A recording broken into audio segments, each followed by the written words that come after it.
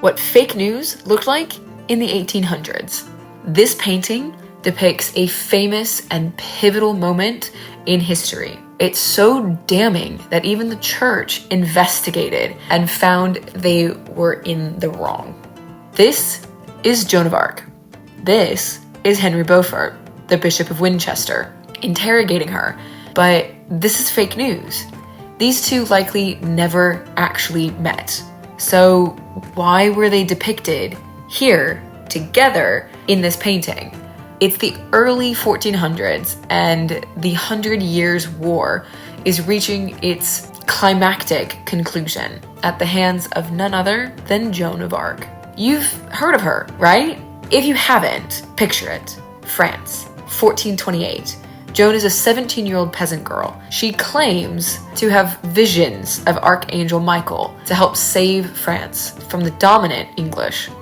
So she goes to the royal court in Chinon and handily convinces the French king, Charles VII, to let her lead French troops against the English in the siege of Orléans. Talk about moving up in the world. While that worked out great in the beginning, she eventually was captured in 1430 by Burgundian forces and sold to the English. A pro-English church court in Rouen, yes, we're still in France, then prosecuted and interrogated her. And that's what you see in this painting, made by the French artist and painter Paul Delaroche in 1824.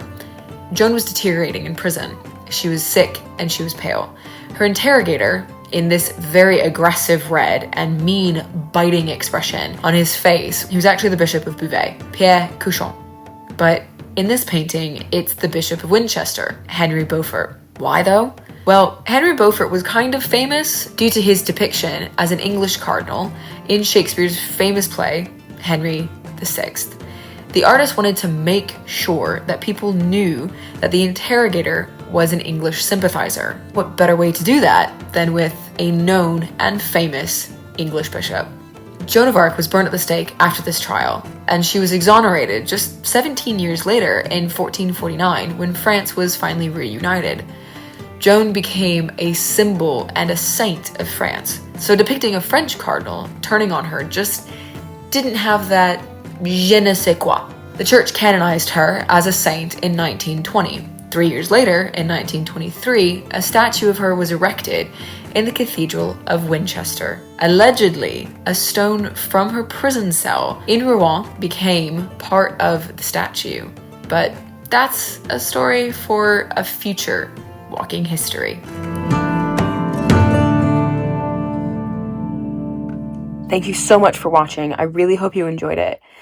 Please like, share, and subscribe to our YouTube channel because the odds are pretty high that if you liked our stuff on this episode, you'll like the rest of our stuff. So I hope you keep watching and enjoy Walking History.